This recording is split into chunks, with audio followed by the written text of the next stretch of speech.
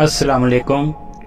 तो दोस्तों, कैसे हैं आप सब? उम्मीद करता हूँ आप सब खैरियत से होंगे और जहाँ भी होंगे खुशहाल होंगे।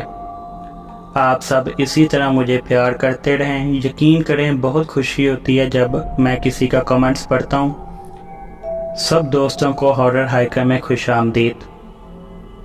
रेवा सूट के एक छोटे से कस्बे में, जो एक गहरे और खौफनाक जंगल के अंदर मौजूद था, एक तूफानी रात को कोई अजनबी यहाँ आ पहुंचा। जंगल का ये हिस्सा कुदरती मंजरों से आशना था, इसलिए इसका लुत्फ लेने के लिए मकामी लोगों के अलावा बाहर के लोगों का भी हजूम लगा होता था। एक फटी चादर में मलबूस इस अजनबी को सब ने आते हुए देखा। लेकिन इससे पहले अगर आपने मेरा चैनल सब्सक्राइब नहीं किया तो बराए मेहरबानी सबसे पहले इसको सब्सक्राइब करें और साथ ही साथ बेल आइकन को लाजमी दबाएं। तो चलते हैं कहानी की तरफ। अजनबी की आमद अजीबोगरीब वाक़या से हुई। हवा में सरगोशियाँ जो किसी पुरानी आत्मा और ऐसी शख्सियत जो साए में नज़र आती थी, इनका एहसास दिलाती थी। सब लोगों ने इस मंजर को अपनी आँखों से देखा। खौफ के बढ़ते हुए एहसास के साथ ये वाक़या इन सब के दिलों को बेचैन कर रहा था। इनको ऐसा लग रहा था कि ये अजनबी कहीं ना कहीं इन तारीक कुतों के साथ जुड़ा हुआ है। जैसे ही इस अजनबी ने शहर के किनारे एक पुरानी और तवील तर्कशुदा हवेली में रहाइश इख्तियार की, तो अफवाहें जंगल में आग की तरह फैल गई। कुछ ने दावा किया कि ये अजनबी अजाब का पेशे खेमा है। रेवा सूट में माहौल कशीदा हो गया। खौफ घने धुंध की तरह हवा में लटक गया। जल्द ही ये किस्सा नाकाबिले फहम वाक़यात की एक सीरीज़ बन गया। फसलें मुरझा गईं और सरसब्ज़ शादाब जंगल एक मुरझाया हुआ खामोशी का जंगल बन गया। परेशान कुन साई गलियों में फिरते थे और शहर के लोगों को अजीबोगरीब किस्म की ख्वाबों की इत्तला देते जो खौफ से भरे होते। शहर में अजनबी दिन के वक़्त शाज़ो नादर अपनी रिहाई से बाहर निकलता था, लेकिन रात के वक़्त वो रोज़ाना अपनी फटी पुरानी चादर में मलबूस शहर की गलियों में गश्त लगाता। इसकी ये चादर किसी तमाशे की तरह इसके पीछे लहरा रही होती। रेवा सूट अंधेरे के बाद एक भूतिया शहर में बदल जाता, क्योंकि मकामी लोग डर के मारे अपनी अपनी रिहाइशों से बाहर नहीं निकलते थे।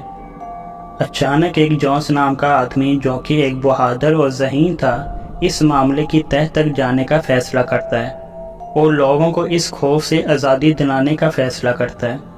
जॉन्स ने अपने कुछ दोस्तों के साथ मिलकर इस अजनबी और जहां इसकी रिहाइश थी उस जगह की तफ्तीश करना शुरू कर दी। एक दिन जॉन्स और उसके दोस्त इस हवेली के अंदर जाने का फ़ैसला करते हैं और अपनी मंजिल की तरफ निकल पड़ते हैं। जैसे ही वो सब इस हवेली के अंदर जाने लगते हैं, मुख्तलिफ किस्म की सरगोशियाँ गूंजने लगती हैं। जो वो हवेली के गहरे राजों की तफ्तीश कर रहे होते हैं, हवा ठंडी हो जाती है, साए जिंदा होते दिखाई देते हैं। जॉन्स और उसके दोस्तों को दीवारों पर खुदी हुई अजीबोगरीब अलामतें भी देखने को मिलती हैं, जो तारीख रसूमात की तरफ इशारा कर रही होती हैं। हर कमरे ने हवेली के गंभीर तरीक़ की एक कहानी सुनाई। हवेली के अंदर एक छुपे हुए मिंबर में इन्होंने सदियों पुरानी शार्पित चीज़ें दरियाफ्त की, जिसने अजनबी को रेवा सूट के साथ बांध दिया था, जो एक तवील अरसे से भूले हुए साहना की वजह से माजी के गुनाहों का बदला मांगती थी।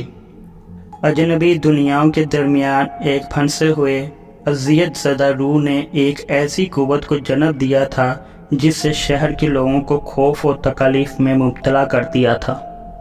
जैसे ही जॉन्स और उसके दोस्तों ने इन शार्पिक चीज़ों को तोड़ने की कोशिश की, हवेली खुद मुज़ाहमत करते हुए दिखाई दी।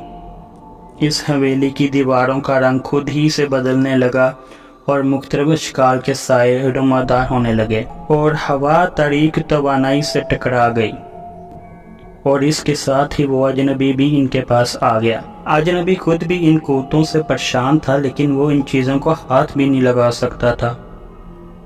अगर वो इन चीज़ों को हाथ लगाता तो खुद ही अपनी जान से हाथ धो बैठता, लेकिन वो करता भी तो क्या करता, के पास कोई दूसरा और रास्ता नहीं था। वो समझ चुका था कि अब मेरा आखिरी वक्त आ चुका है। एक लम्हा बाद अजनबी ने खुद ही इन लोगों को बाहर जाने का कह दिया। اور حویلی میں تیل چھڑک کر حویلی میں موجود سب سامان کو آگ لگا دی، جس کی وجہ سے ریونس ووڈ کے لوگوں کو ان تکالیف سے راحت ملی۔